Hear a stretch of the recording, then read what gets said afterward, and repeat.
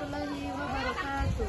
Perkenalkan, saya Dalta Angreni dari program studi keperawatan dan pendidikan profesional. Di sini saya akan menjelaskan anatomi dan fisiologi. Selamat menyaksikan. Anatomi dan fisiologi. Anatomi adalah cabang ilmu yang mempelajari struktur, bentuk, letak, ukuran, dan hubungan antar bagian tubuh makhluk hidup, terutama tubuh manusia. Anatomi menjelaskan bagaimana organ, jaringan, dan sistem tubuh tersusun. Fisiologi. Fisiologi adalah cabang ilmu yang mempelajari fungsi dan cara kerja organ, jaringan, serta sistem tubuh manusia dalam mempertahankan kehidupan. Fisiologi menjelaskan bagaimana setiap bagian tubuh bekerja dan saling berinteraksi agar tubuh dapat berfungsi dengan baik. Posisi anatomi. Posisi anatomi adalah posisi standar tubuh manusia yang digunakan sebagai acuan untuk menjelaskan letak dan hubungan antar bagian tubuh. Ciri-ciri posisi anatomi: yang ke-1, berdiri tegak; yang kedua, kepala dan pandangan menghadap lurus ke depan; yang ketiga, lengan berada di samping tubuh; yang keempat, telapak tangan menghadap ke depan; yang kelima, jari-jari tangan lurus mengarah ke bawah; yang keenam, tungkai lurus; yang ketujuh, kedua kaki sejajar dan sedikit terbuka; dan yang kedelapan, jari-jari kaki menghadap ke depan. Bidang proyeksi tubuh. Terdapat 3 bidang proyeksi tubuh utama. Yang pertama, bidang sagittal atau sagittal plane, membagi tubuh menjadi bagian kanan dan kiri. Jika tepat di tengah disebut bidang mid-sagittal atau median, sehingga membagi tubuh menjadi kanan dan kiri yang sama besar. Dan yang kedua, bidang frontal atau coronal plane, membagi tubuh menjadi bagian depan anterior dan belakang posterior. Yang ketiga, bidang transversal atau horizontal aksial, membagi tubuh menjadi bagian atas superior dan bawah inferior.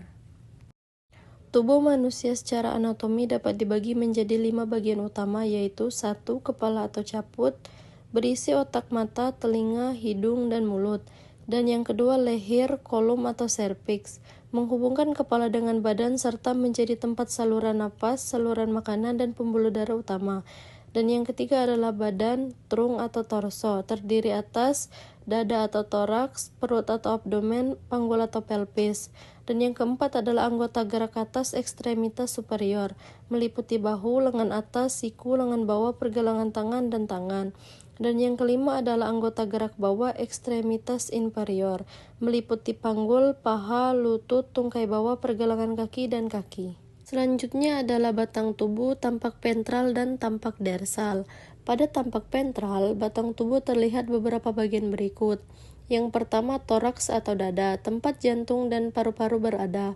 Yang kedua, abdomen atau perut, tempat organ pencernaan seperti lambung, hati, usus, dan pankreas. Yang ketiga adalah pelvis atau panggul, tempat kandung kemih dan organ reproduksi. Bagian yang tampak dari luar pada tampak ventral meliputi 1. Dada atau toraks, 2. Payudara atau mamae pada wanita lebih menonjol, yang ketiga adalah perut atau abdomen, yang keempat pusar atau umbilikus, yang kelima adalah daerah lipat paha atau inguinal, dan yang keenam adalah alat kelamin luar atau genitalia eksterna. Batang tubuh tampak dorsal. Pada tampak dorsal, bagian-bagian yang dapat diamati meliputi 1. Regio nuchae, tengkuk, yaitu bagian belakang leher. 2. Regio scapularis, yaitu daerah tulang belikat atau scapula. 3. Regio vertebralis, yaitu daerah tulang belakang yang membentang dari leher hingga pinggang. Yang keempat, regio dorsalis, yaitu daerah punggung. Regio lumbalis, yaitu daerah pinggang. Yang kelima, regio sacralis, yaitu daerah tulang sakrum di atas bokong. Yang keenam, regio glutealis, yaitu daerah bokong. Daerah pada abdomen. Pembagian daerah abdomen menjadi 9 regio dan 4 kuadran, membantu perawat dan tenaga kesehatan dalam melakukan pengkajian nyeri, pemeriksaan fisik, menentukan lokasi kelainan, serta memahami posisi organ-organ di dalam rongga perut. Pembagian 9 regio abdomen. Yang pertama adalah kuadran regio atau kanan atas. Yang kedua ada epigastrium atau regio epigastrika. Dan yang ketiga adalah kuadran atau regio kiri atas, left upper quadrant atau regio hypochondriaca sinistra. Yang keempat adalah regio lumbalis kanan atau regio lateralis dextra. Yang kelima adalah umbilicalis atau regio umbilicalis. Yang keenam adalah regio lumbalis kiri atau regio lateralis sinistra. Yang ketujuh adalah regio liliaca kanan atau regio liliaca dextra. Yang ke-8 adalah hipogastrium atau regio hypogastrica atau pubica. Yang ke-9 adalah regio liliaca kiri atau regio liliaca sinistra.